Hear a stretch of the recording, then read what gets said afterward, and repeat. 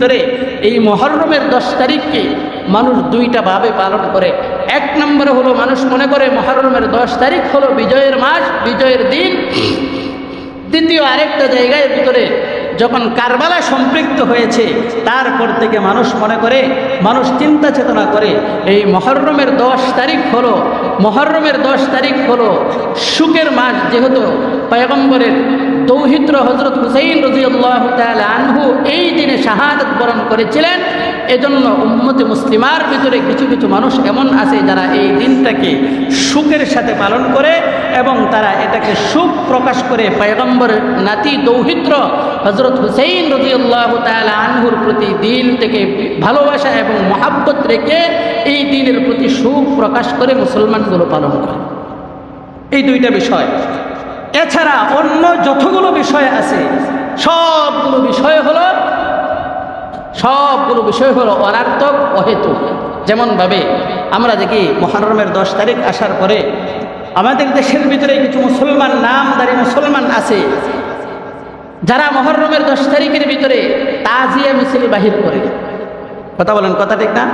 তাজিয়া মিছিল বাহির করে, যে তাজিয়া মিছিলের ভিতরে সুন্দর করে একটা মূর্তির মতো বানায়। মুহররম মাস হলো আরবি মাসের সর্বপ্রথম মাস। ইন্না ইদ্দাতাশ শুহুরি ইনদাল্লাহি 12 শাহরান ফি কিতাবিল্লাহ ইয়াওমা খালাকাস সামাওয়াতি ওয়াল আরদা মিনহা আরবাআতুন হুরুম। আল্লাহ তাআলা বলেন, আমি আল্লাহ 12টা মাসকে লিপিবদ্ধ করেছি, তার মধ্য থেকে 4টা মাসকে আমি আল্লাহ শ্রেষ্ঠত্ব দান করেছি। এই 4 মাসের মধ্যে একটা মাসের নাম হলো মুহররম মাস। আল্লাহ বলেন মুহররম মাস হলো আমি আল্লাহর মাস। ওই মাসে যে ব্যক্তি আমল করবে আমি আল্লাহ সারা মাস তাকে আমল করার মতো সুযোগ আমি আল্লাহ দান করে দিব। সুবহানাল্লাহ। 2 নম্বর হলো আল্লাহ রাসূল বলেন রমজানের পরে যদি কেউ রোজা রাখে তাহলে রমজানের পরে সবচেয়ে বেশি রোজার নেকির আমল হলো এই মুহররম মাস। মুহররম মাসে বেশি বেশি আমল করা। পৃথিবীর সূচনা লগ্ন থেকে শুরু করে এ পর্যন্ত মুহররমের সাথে অনেকগুলো ঐতিহাসিক ঘটনার সম্পৃক্ততা আছে, যে ঘটনাগুলো প্রত্যেকটা ঘটনা কোরআন এবং হাদিসের সাথে সম্পর্ক রয়েছে। মুহররমের 10 তারিখ রাসূল করিম সাল্লাল্লাহু আলাইহি ওয়াসাল্লাম বলেন মুহররমের 10 তারিখ হযরত পয়গম্বর আদম আলাইহিস সালাতু ওয়াস সালাম এবং হাওয়া আলাইহিস সালাতু ওয়াস সালাম উভয়ের তওবা কবুল করে আল্লাহ তাআলা এই মুহররমের 10 তারিখে আরাফার ময়দানে আল্লাহ তাআলা উভয়কে একত্রিত করে দিয়েছেন এই মুহররমের 10 তারিখ। সুবহানাল্লাহ। 2 নম্বর হলো পয়গম্বর নূহ আলাইহিস সালাতু ওয়াস সালাম মহাপ্লাবন হয়েছিলেন। এই মহাপ্লাবনের সময় পয়গম্বর নূহ আলাইহিস সালাতু ওয়াস সালাম পানির উপরে ভাসতেছিলেন। ভাসতে যেই দিনটায় কোনো এক পাহাড়ের কোনো এক মরুভূমির কাছে গিয়ে আশ্রয় লাভ করেছিলেন, এই দিনটা ছিল 10ই মুহররম, শুক্রবার। আল্লাহর রাসূল বলেন 10ই মুহররমে আল্লাহ তাআলা পয়গম্বর নূহ আলাইহিস সালাতু ওয়াস সালামকে আশ্রয়স্থল খুঁজে বের করে দিয়েছিলেন। সুবহানাল্লাহ। শুধু তাই নয়, আমরা গত সপ্তাহে বলেছিলাম পয়গম্বর মুসা আলাইহিস সালাতু ওয়াস সালামকে আল্লাহ তাআলা এই মুহররমের 10 তারিখেই ফেরাউনের দলবল থেকে মুক্তি দান করেছিলেন এবং ফেরাউনকে নীল নদের ভিতরে চুবায়া বেইজ্জতির সাথে আল্লাহ তাআলা মৃত্যু দান করেছিলেন। প্রিয় হাজিরিন, যে কারণে রাসূল করিম সাল্লাল্লাহু আলাইহি ওয়াসাল্লাম সহ ইতিহাসের কিতাবগুলো খুললে পাওয়া যায় এই মুহররম মাসকে বিজয়ের মাস বলা হতো। মুহররমের 10 তারিখকে বিজয়ের 10 তারিখ বলা হতো। কেন? ঐতিহাসিক মুসলমানের সাথে যতগুলো ঘটনা ঘটেছে প্রত্যেকটা ঘটনায় মুসলমানরা বিজয়ী হয়েছিলেন। আল্লাহ তাআলা এই মুহররমের 10 তারিখে মুসলমানদেরকে বিজয়ী দান করে দিয়েছিলেন। সুবহানাল্লাহ। যে কারণে বিজয়ের মাস বলা হতো, বিজয়ের দিন বলা হতো। কিন্তু পরক্ষণে 60 হিজরিতে এসে রাসূল করিম সাল্লাল্লাহু আলাইহি ওয়াসাল্লাম দুনিয়া থেকে ইন্তেকাল করার পরে পরবর্তীতে 60 হিজরিতে এসে এই মুহররমের 10 তারিখের সাথে সম্পৃক্ত হয়েছিল কারবালার ঘটনা। রাসূল করিম সাল্লাল্লাহু আলাইহি ওয়াসাল্লামের দৌহিত্র হযরত হুসাইন রাদিয়াল্লাহু তাআলা আনহু যে কারবালায় শাহাদাত বরণ করেছিলেন 72 জন সাথী সঙ্গী সহ, এই কারবালার ঘটনা এই মুহররমের 10 তারিখে পরবর্তীতে সম্পৃক্ত হয়েছে।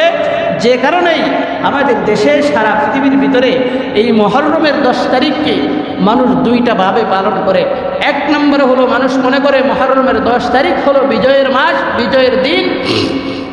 দ্বিতীয় আরেকটা জায়গায় ভিতরে যখন কারবালা সম্পৃক্ত হয়েছে তারপর থেকে মানুষ মনে করে, মানুষ চিন্তা চেতনা করে এই মুহররমের 10 তারিখ হলো, মুহররমের 10 তারিখ হলো সুখের মাস, যেহেতু পয়গম্বরের দৌহিত্র হযরত হুসাইন রাদিয়াল্লাহু তাআলা আনহু এই দিনে শাহাদাত বরণ করেছিলেন।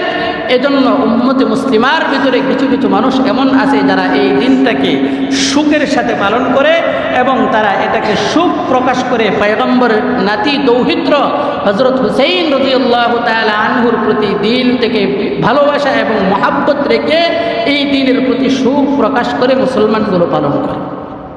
এই দুইটা বিষয়। এছাড়া অন্য যতগুলো বিষয় আছে সবগুলো বিষয় হলো অনার্থক, অহেতুক। যেমনভাবে আমরা দেখি মুহররমের 10 তারিখ আসার পরে আমাদের দেশের ভিতরে কিছু মুসলমান, নামধারী মুসলমান আছে যারা মুহররমের 10 তারিখের ভিতরে তাজিয়া মিছিল বাহির করে। কথা বলেন, কথা ঠিক না? তাজিয়া মিছিল বাহির করে, যে তাজিয়া মিছিলের ভিতরে সুন্দর করে একটা মূর্তির মতো বানায়, মূর্তির মতো বানায় সেটার সামনে রেখে লম্বা সময় মিছিল করে, লম্বা সময় মিছিল করার পরে আবার সেটাকে নিয়ে হিন্দুদের মূর্তির মতো পানির ভিতরে নিক্ষেপ করে এবং সেখানে দাফন করে আসে। আল্লাহর রসুল এগুলোকে নিষেধ করেছেন। হিন্দুদের কৃষ্টি কালচারের সাথে কোনো মুসলমানের কৃষ্টি কালচার মিলে যাবে, আল্লাহর রসুল বলেন এটা আমার উম্মত কোশ্চিন কালেও করতে পারে না। যদি এই কাজগুলো করে তাহলে আমার উম্মতের ভিতরে তারাই হবে সবচাইতে বড় গুনাহগার। এজন্য এটা করা যাবে না। তাজিয়া মিছিল বাহির করা এবং তাজিয়া মিছিলে অংশগ্রহণ করা এবং এমনইভাবে মূর্তি স্থাপন করে এই মূর্তিকে পানির ভিতরে চুবায়া নিক্ষেপ করা, এটা মুসলমানের কৃষ্টি কালচার নয়, মুসলমানের কার্যকলাপ নয়। এটা হলো হিন্দুদের একটা কৃষ্টি কালচার। এটা মুসলমান কখনো সমর্থন করতে পারে না।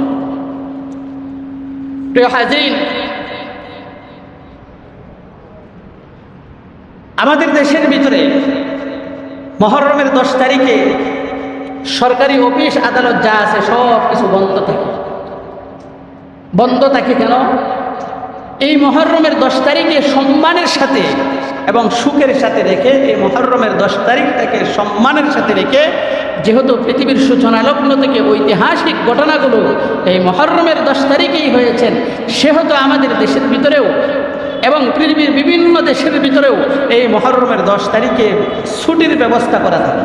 বলে এই ছুটির ব্যবস্থাপনার ভিতরে যদি আমার আপনার চিন্তা চেতনা এরকম থাকে যে মুহররমের 10 তারিখ আমি ছুটি পেলাম, আল্লাহর রসুলের হাদিস অনুযায়ী আমি এই দিনটা আমল করব, আল্লাহর রসুলের সুন্নাহ অনুযায়ী আমি এই দিনটার ভিতরে রোজা রাখবো, যদি আমার এই চিন্তা চেতনা, আমলের পরিধি এবং রোজার পরিধি আমার এই ছুটির ভিতরে হয়ে যায়, তাহলে আমার ছুটির দিনটা হয়ে যাবে কামিয়াব।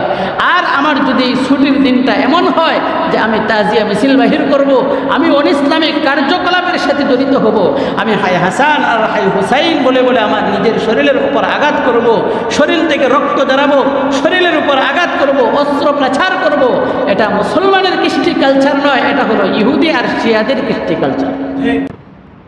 তাহলে মুসলমানের কৃষ্টি কালচার কি? আমার আপনার দিলের ভিতরে প্রশ্ন হলো, হুজুর তাহলে কারবালার ঘটনা ঘটলো কেন? কারবালার ঘটনার ভিতরে আজকে মুসলমানের দেশের ভিতরে কিছু মুসলমান এমন আছে, কারবালার ঘটনা শুনতে গিয়ে, কারবালার ঘটনা বলতে গিয়ে এমন এমন কিছু কথা বলে যে কথাগুলো কোনো কোরআনে নাই, কোনো হাদিসের ভিতরে নাই, কোনো ইতিহাসের কিতাবের ভিতরে নাই।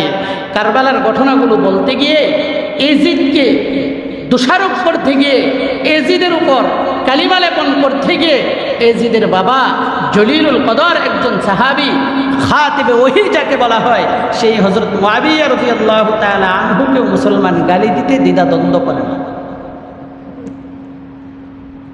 অথচ হযরত মুআবিয়া রাদিয়াল্লাহু তাআলা আনহু এমন একজন সাহাবী ছিলেন যে মুআবিয়া রাদিয়াল্লাহু তাআলা আনহু ইতিহাসের কিতাবের ভিতরে পাওয়া যায়, হযরত মুআবিয়া রাদিয়াল্লাহু তাআলা আনহু রাত্রেবেলায় ঘুমাইছেন, ঘুমানোর পরে শয়তান তাকে গিয়ে পায়ের ভিতরে তেল মালিশ করে পা টিপে দিয়ে রাত্রে ঘুম পাড়াইয়া দিলেন এবং তাহাজ্জুদ কাজা হয়ে গেল।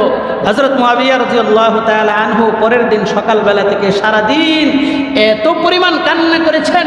কান্না করতে করতে করতে করতে আল্লাহ তাআলা বিকালবেলায় তাকে ইলহাম দিয়ে দিলেন, ইলহামের মাধ্যমে জানিয়ে দিলেন এবং সে জানতে পারলেন যে সে সারাদিন কান্না করার কারণে আল্লাহ তাআলা তার আমল নামায় হাজার হাজার তাহাজ্জুদের নেকি আল্লাহ তাআলা দান করে দিয়েছে। সুবহানাল্লাহ। সেই মুআবিয়া রাদিয়াল্লাহু তাআলা আনহুকেও কিছু মুসলমান এজিদকে দোষারোপ করতে গিয়ে, এজিদের উপর কালিমা লেপন করতে গিয়ে হযরত মুআবিয়া রাদিয়াল্লাহু তাআলা আনহুকে গালি দেয়, যেটা আহলে সুন্নাত ওয়াল জামাতের অনুসারী যারা মুসলমান এরা কখনো এটা বরদাস্ত করতে পারে না। প্রিয় হাজরিন, তাহলে কারবালার ভিতরে দোষ কি? সূক্ষ্মভাবে তালাশ করলে, সূক্ষ্মভাবে ইতিহাস খুঁজলে পাওয়া যায় কারবালার ভিতরে সেখানে একটা ষড়যন্ত্রের মোকাবেলা হয়েছিল। সেই ষড়যন্ত্রের সর্বপ্রথম হোতা ছিলেন যিনি ইয়ামানের অধিবাসী ইহুদি পণ্ডিত মুনাফিক আব্দুল্লাহ ইবনে সাবা। এই আব্দুল্লাহ ইবনে সাবা ছিলেন এই কারবালার ঘটনা ঘটাইতে গিয়ে সবচেয়ে বড় একটা মুনাফিকি কাজ করেছিলেন, যেটা এদিক দিয়েও কাজ করেছেন, ওদিক দিয়েও কাজ করেছেন। এই ইয়ামানের অধিবাসী আব্দুল্লাহ ইবনে সাবা এই ঘটনার মূল হোতা ছিলেন, যে কারণে ইতিহাসের ভিতরে পাওয়া যায় এই আব্দুল্লাহ ইবনে সাবার বেড়াজালে আবদ্ধ হয়ে আব্দুল্লাহ ইবনে সাবার ষড়যন্ত্রের মাধ্যমে পড়ে হযরত হুসাইন রাদিয়াল্লাহু তাআলা আনহু তার 72 জন সাথী সহ কারবালার প্রান্তরে শাহাদাত বরণ করেছে। মর্মান্তিক ঘটনা।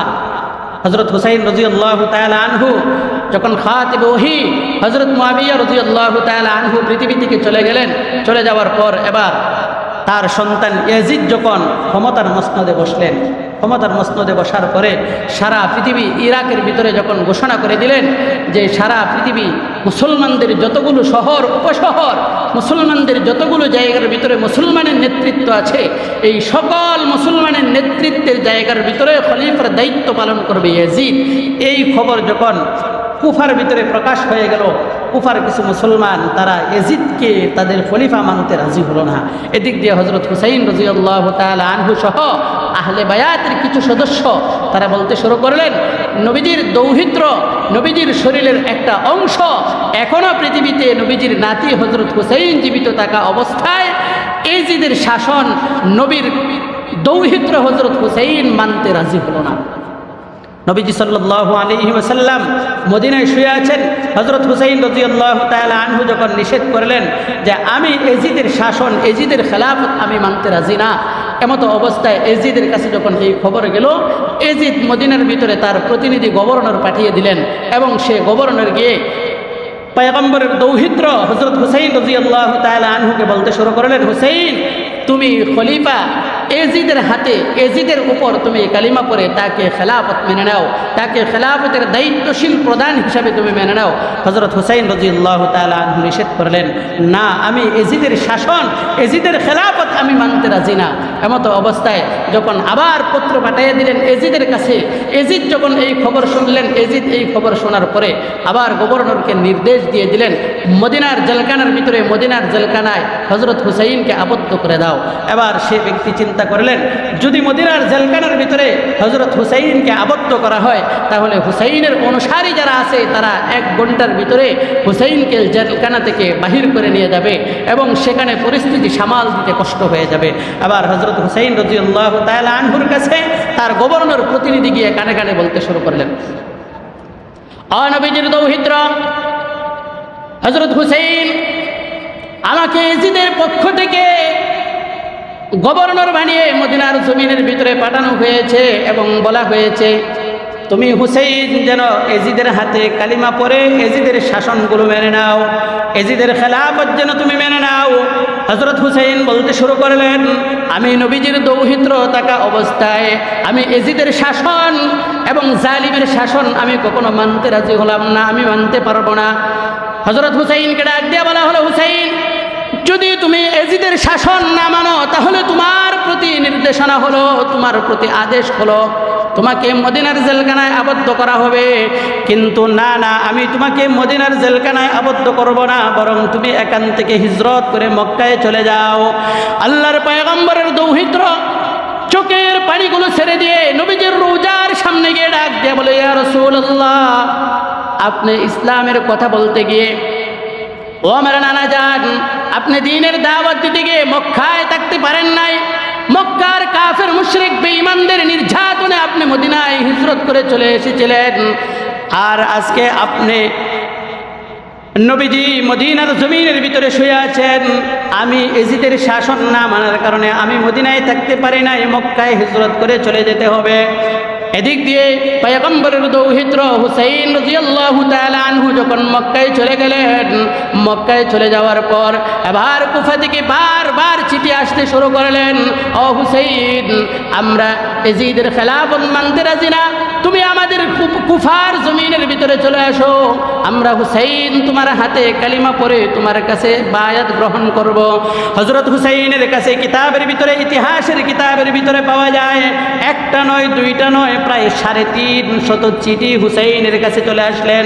হুসাইন এবার বলতে শুরু করলেন, কুফার মানুষগুলো এজিদের খেলাফত মানে না, যদি এজিদের খেলাফত না মানে তাহলে কুফার মানুষগুলো বেঈমান হয়ে যাওয়ার সম্ভাবনা আছে। আমি কি করতে পারি? বড় বড় বিশিষ্ট সাহাবীদের সঙ্গে পরামর্শ করলেন। বিশিষ্ট সাহাবীদের মধ্য থেকে ওই সময় পর্যন্ত মক্কার জমিনের ভিতরে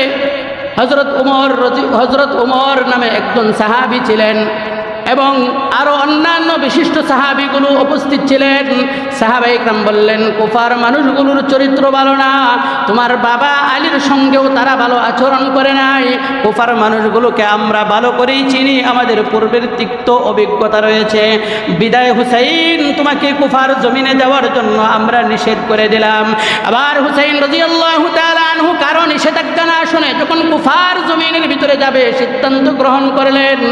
সাহাবীদের মধ্য থেকে একজন ডাক দিয়ে বললেন, হুসাইন, তুমি কুফার জমিনে যাওয়ার পূর্বে আগে কুফার জমিনের অবস্থানটা পরিদর্শন করার জন্য একজনকে পাঠিয়ে দাও।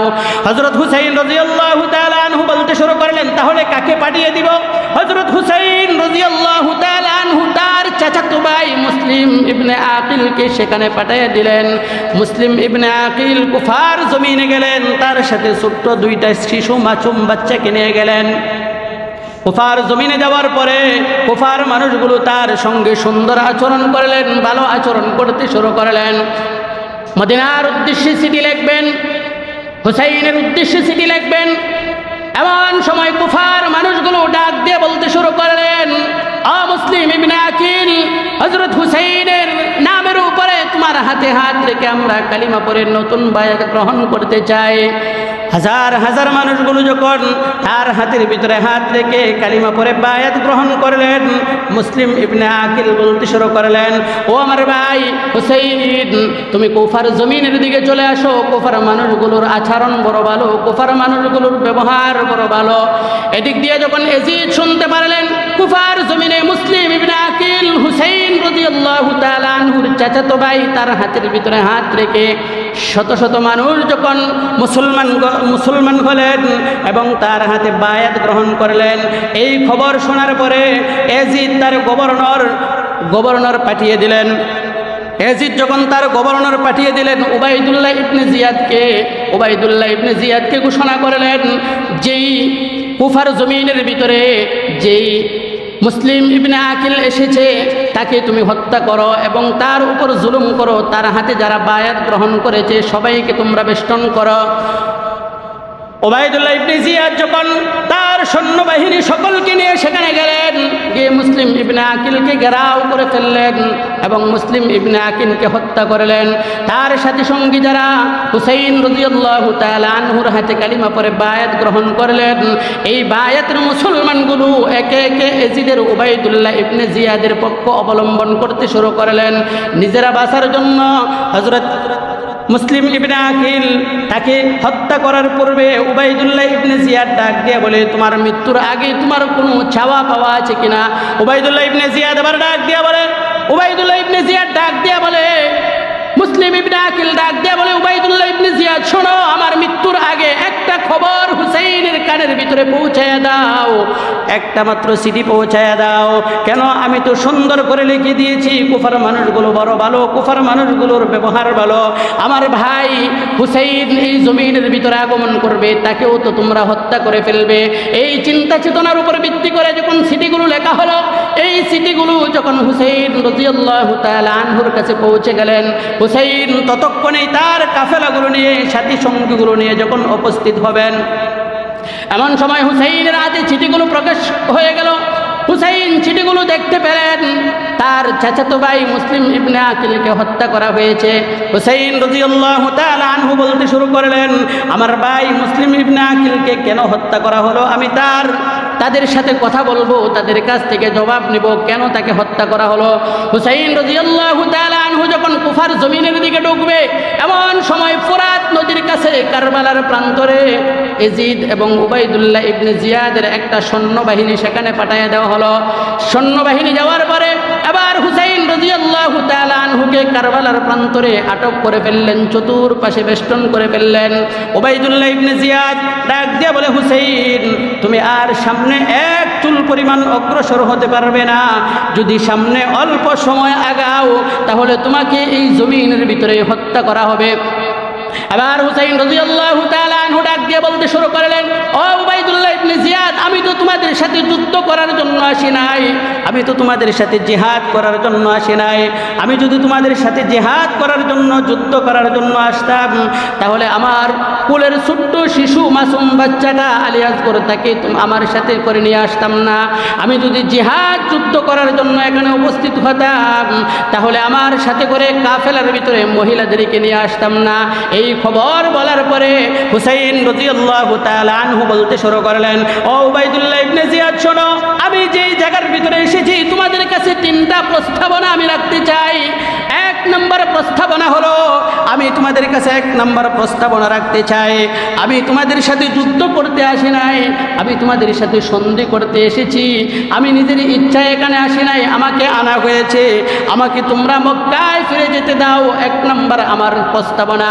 দুই নম্বর প্রস্তাবনা হলো, যদি আমাকে তোমরা মক্কায় ফিরে যেতে না দাও, তাহলে তোমরা আমাকে এমন একটা মুসলমানদের অধ্যুষিত এলাকায় পাঠিয়ে দাও, যেখানে আমি কাফেরদের সাথে জিহাদ যুদ্ধ করতে করতে দিন প্রতিষ্ঠিত করার নিয়তে আমি হুসাইন শাহাদাত বরণ করে আমি আমার নানা বিশ্ব নবী সরকার দু আলমের কাছে চলে যাব। এবার তিন নম্বর প্রস্তাবনা পেশ করলেন, এক নম্বর প্রস্তাবনা যদি না মানো, দুই নম্বর প্রস্তাবনাও যদি না মানো, তিন নম্বর তোমাদের কাছে আরেকটা প্রস্তাবনা আমি পেশ করতে চাই, তাহলে আমাকে তোমাদের নেতা, তোমাদের খলিফা ইয়াজিদের কাছে নিয়ে যাও। আমি ইয়াজিদের সাথে কথা বলবো, ইয়াজিদের সাথে কথা বলে সরাসরি কথা বলে সুরাহা করব, পরামর্শ করব। এবার ইতিহাসের কিতাবের ভিতরে পাওয়া যায়, উবাইদুল্লাহ ইবনে জিয়াদ মনে মনে চিন্তা করতেছিলেন তাকে মক্কার জমিনের ভিতরে পাঠিয়ে দিবে এবং কাগজের ভিতরে সিগনেচার করে সেটাও দিয়ে দিলেন। এবার সেই জায়গার ভিতরে আরেকজন ষড়যন্ত্রকারী ছিল, যার নাম ছিল সীমার। এবার সীমারের হাতে যখন কাগজটা পৌঁছানো হলো, সীমার সুন্দর করে কাগজটাকে পরিবর্তন করে নতুন আঙ্গিকে কাগজ লেখে সেনাপ্রধানের কাছে পৌঁছাইয়া দিলেন, হুসাইন রাদিয়াল্লাহু তাআলা আনহুর সাথে জিহাদ করো, যুদ্ধ করো, হুসাইনকে মৃত্যুবরণ করাও, হুসাইনের মাথা থেকে, দেহ থেকে কাল্লাটা আলাদা করে ফেলাও।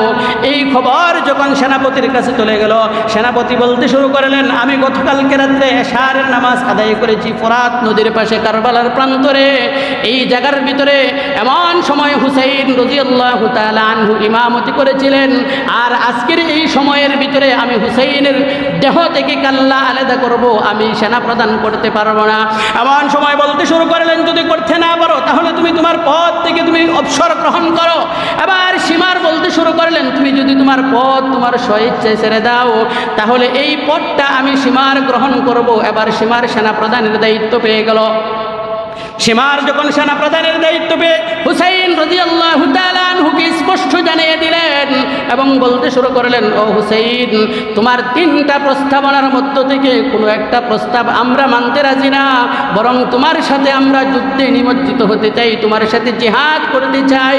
এই খবরটা যখন হুসাইন রাদিয়াল্লাহু তাআলা আনহুর কানের ভিতরে পৌঁছে গেল, আবার রাত্রিবেলায় হুসাইন রাদিয়াল্লাহু তাআলা আনহু 9 তারিখ রাত্রে যখন ঘুমায় পড়লেন, রাত্রেবেলায় ঘুমের ভিতরে স্বপ্নে দেখতে শুরু করলেন।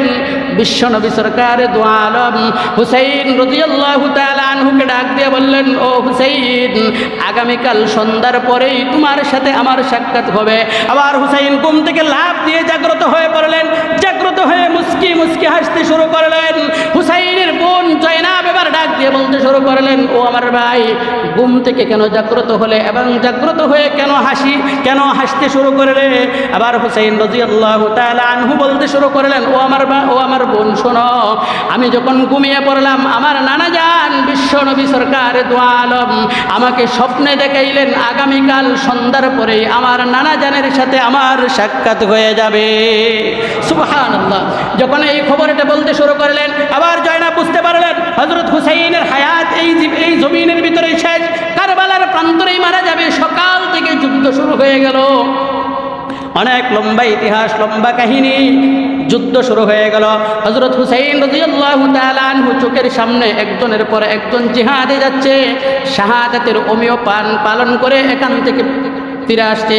কারবালার প্রান্তরে একের পর এক হুসাইনের সদস্যগুলো পড়ছে আর একের পর এক জীবনগুলো দিচ্ছে। আবার হুসাইন রাদিয়াল্লাহু তাআলা আনহুর পালা চলে আসে। হযরত হুসাইন রাদিয়াল্লাহু তাআলা আনহু যখন জিহাদের ময়দানের দিকে যাবে, হযরত হুসাইন বুঝতে পারলেন আমি আজকের এই জমিনের ভিতরে শাহাদাত বরণ করব। হুসাইন রাদিয়াল্লাহু তাআলা আনহু যখন কাফেলার ভিতর থেকে, তাঁবুর ভিতর থেকে বাহির হয়ে চলে যায়, হুসাইনের দিলের ভিতরে চিন্তা, আমার এখন শাহাদাত হওয়ার জন্য আমার সময়, আমি শাহাদাত বরণ করব। হযরত হুসাইন রাদিয়াল্লাহু তাআলা আনহু যখন তাঁবুকের ভিতর থেকে বাহির হয়ে চলে যাবে, আবার পিছন থেকে কান্নার আওয়াজ শোনা যায়। ছোট্ট বাচ্চা বাবাকে ডাক দিয়ে বলে, বাবা পানি পানি বলে তৃষ্ণার কাতরে কান্না করছে। হুসাইন রাদিয়াল্লাহু তাআলা আনহু তাবুকের ভিতরে প্রবেশ করলেন। স্ত্রী ডাক দিয়ে বলে, ও আমার স্বামী, আজকে কয়দিন হয়ে গেল আমাদের ঘরের ভিতরে কোনো পানি নাই। পানির তৃষ্ণায় আমার বুকগুলো শুকিয়ে গেছে, বুকের দুধগুলো শুকিয়ে গেছে। সন্তানগুলো পানির তৃষ্ণায়, ছোট্ট মাসুম বাচ্চা পানির তৃষ্ণায় কাছর হয়ে পড়ছে, গলাগুলো শুকিয়ে গেছে, জিহ্বাগুলো বাহির হয়ে গেছে। আবার হুসাইন রাদিয়াল্লাহু তাআলা আনহু ছোট্ট মাসুম বাচ্চাটাকে হাতের ভিতরে নিয়ে যখন বাহির হলেন এবং তার বিরোধ সেনাপ্রধানদেরকে দেখায় বললেন, আমার ওই সন্তানটা পানির তৃষ্ণায় কাতর হয়ে গেছে, তোমাদের সাথে দুশ্মনী থাকলে আমি হুসাইনের সাথে আছে, কিন্তু ওই সন্তানের সাথে কোনো দুশ্মনী নাই। মাসুম বাচ্চার কোনো গুনাহ নাই, তার কোনো অপরাধ নাই, তাকে একটু পানি পান করার জন্য ব্যবস্থা করে দাও। ওই কাফেরের গোষ্ঠী, বেঈমানের গোষ্ঠীগুলো এবার চিন্তা করলো, একের পর এক তীর নিক্ষেপ করতে শুরু করলো। তীর নিক্ষেপ করতে করতে এমন একটা বিষাক্ত তীর এসে ওই সন্তানের বুকের ভিতরে ঢুকে পড়লেন। এদিক দিয়ে ঢুকে ওদিক দিয়ে বাহির হয়ে পড়লেন। হযরত হুসাইন রাদিয়াল্লাহু তাআলা আনহু চোখের পানিগুলো ছেড়ে দিয়ে কান্না করে, কান্নার কষ্ট, সন্তানের কষ্ট, বাবার হাতের ভিতরে মৃত্যুর কাতর অবস্থায় পানির তৃষ্ণায় সন্তান কান্না করে। হুসাইন রাদিয়াল্লাহু তাআলা আনহু চোখের পানিগুলো ছেড়ে দিয়ে কান্না করে, জমিন কান্না করে, আকাশ কান্না করে। ভিতর থেকে হুসাইন রাদিয়াল্লাহু তাআলা আনহুর স্ত্রী ডাক দিয়ে বলে, ও আমার স্বামী, ফুরাত নদীর পানি পান করার জন্য আল্লাহ তাআলা কত গরু, ছাগল, ভেড়া, বকরি, কত পশু পাখির জন্য উন্মুক্ত করে দিয়েছিলেন, কিন্তু নবীজির দৌহিত্র, নবীর বংশের একজন ছোট্ট মাসুম বাচ্চা পানি পান করবে সুযোগটুকু তারা দেয় নাই। হযরত হুসাইন রাদিয়াল্লাহু তাআলা আনহু সন্তানটাকে নিয়ে গেলেন, তাবুকের ভিতরে প্রবেশ করলেন। স্ত্রীকে ডাক দিয়ে বললেন, ও আমার স্ত্রী, শোনো, তোমার সন্তান জিন্দেগীর জন্য পানি পান করে এসেছে, আর তোমার কাছে পানি পানি বলে তোমাকে আর কষ্ট দিবে না। হযরত হুসাইন রাদিয়াল্লাহু তাআলা আনহু কান্না করে, তার স্ত্রী চোখের পানিগুলো ছেড়ে দিয়ে কান্না করে। হযরত হুসাইন চোখের পানিগুলো ছেড়ে দিয়ে স্ত্রীর হাতে তার সন্তানের আমানত বুঝিয়ে দিয়ে যায়, আর ডাক দিয়ে বলে, ও আমার স্ত্রী, ওই যে তোমার কাছ থেকে তোমার সন্তান আমানত নিয়েছিলাম, ওই সন্তান তোমার কাছে রেখে গেলাম, সন্তানটাকে তোমার কাছে রেখে দাও। সন্তানকে রেখে দিয়ে যখন আবার পাহাড়ের পাথরের মতো শক্ত হয়ে হযরত হুসাইন কারবালার প্রান্তরের দিকে যাইতে শুরু করলেন। হযরত হুসাইন যখন কারবালার প্রান্তরে গিয়ে উপস্থিত হয়ে গেলেন, জিহাদ শুরু হয়ে গেল, যুদ্ধ শুরু হয়ে গেল। হযরত হুসাইন যুদ্ধ করতে করতে কাফের মুশরিকদেরকে মারতে মারতে ফোরাত নদীর ভিতরে, ফোরাত নদীর পানিগুলো রক্তে লালে লাল হয়ে গেল, আর কারবালার প্রান্তর রক্তে লাল হয়ে গেল। হুসাইন রাদিয়াল্লাহু তাআলা আনহু যেই কাফের সামনে আসে, যেই সামনে আসে তাকেই হত্যা করে, যেই সামনে আসে তাকেই হুসাইন হত্যা করে। হত্যা করতে করতে যখন ফোরাত নদীর পারে গিয়ে চললেন, ফোরাত নদীর কাছে গিয়ে পড়লেন, পানি হাতের ভিতরে নিলেন, পানি পান করবে। এমন অবস্থায় সন্তানের দৃশ্যগুলো তার চোখের সামনে ভেসে ওঠে। আর হুসাইন রাদিয়াল্লাহু তাআলা আনহু পানিগুলো পান না করে পানিগুলো হাতের ভিতর থেকে ছেড়ে দেয়। হুসাইন রাদিয়াল্লাহু তাআলা আনহু বলতে শুরু করলেন, ও আসমান এবং জমিনের মালিক আল্লাহ, আমার শরীরের ভিতরে এমন জায়গার ভিতরে তারা তীর নিক্ষেপ করছে, যেই কপালের উপরে তীর নিক্ষেপ করছে, এই কপালে তোমার রসুলের হাজার হাজার চুম্বন রয়েছে।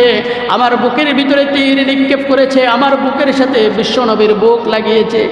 আমার শরীরের উপর তোমার বেঈমানগুলো আমার শরীরের উপর তীর নিক্ষেপ করছে, আমার শরীরের ভিতরে তোমার রসুলের শরীরের রক্তের সম্পর্ক রয়েছে।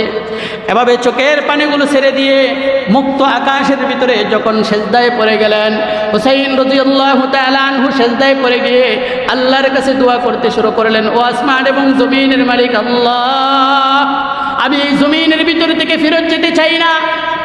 আমার যদি শাহাদাতের অমীয় পানি এখানেই শেষ হয়ে যায়, আমি শাহাদাত বরণ করতে চাই, আমি সেখান থেকে বিতাড়িত হতে চাই না।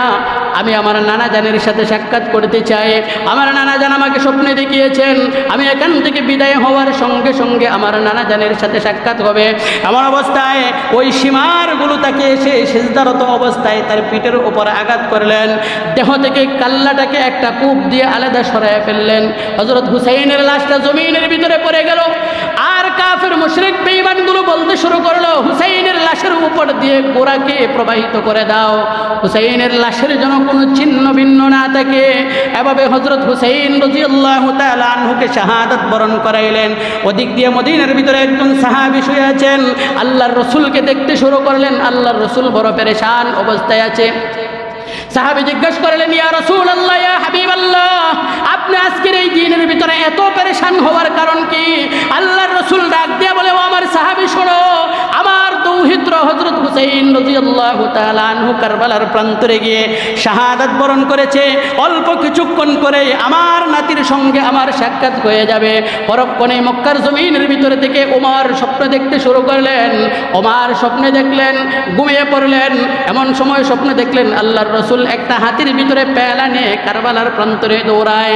জিজ্ঞাসা করলেন, ইয়া রাসূলুল্লাহ, আপনি আজকের এই দিনে কারবালার প্রান্তরে দৌড়ানোর কারণ কি? সাহাবীকে বিশ্বনবী ডাক দিয়ে বলে, ও আমার সাহাবী শোনো, আমার দৌহিত্র, আমার কলিজার টুকরা সাইয়্যিদা শাবাবি আহলিল জান্নাহ, জান্নাতের যুবকদের সরদার, জান্নাতি মহিলাদের সরদারিনীর সন্তান আজকের এই জমিনের ভিতরে তার শাহাদাত বরণ করালেন। তার রক্তগুলো নিয়ে আমি কাল কিয়ামতের ময়দানে হযরত হুসাইনের রক্তগুলো নিয়ে আমি আল্লাহর দরবারে উপস্থিত হব, এবং আল্লাহ যেই দিন বিচারের কাঠগড়ায় বসবেন, ওই দিন আমি রাসূল আমার নাতির পক্ষ হয়ে আল্লাহর কাছে বিচার কার্যক্রম করব।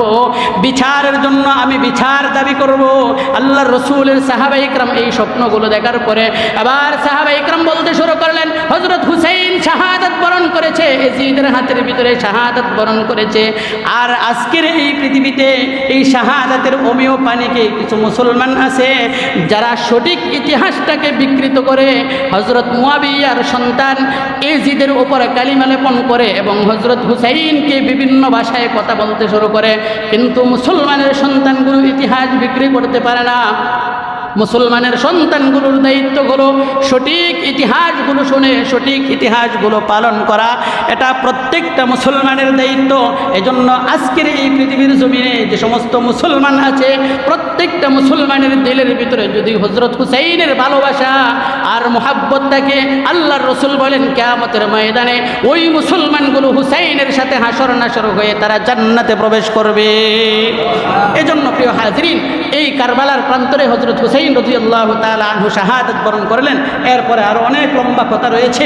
হযরত হুসাইনের ভালোবাসা আমাদের দিলের ভিতরে রাখা, এমনভাবে হযরত হুসাইন জীবনের শেষ নিঃশ্বাস থাকা অবস্থায় দ্বীনের প্রতি চুল পরিমাণ পিছপা হয় নাই।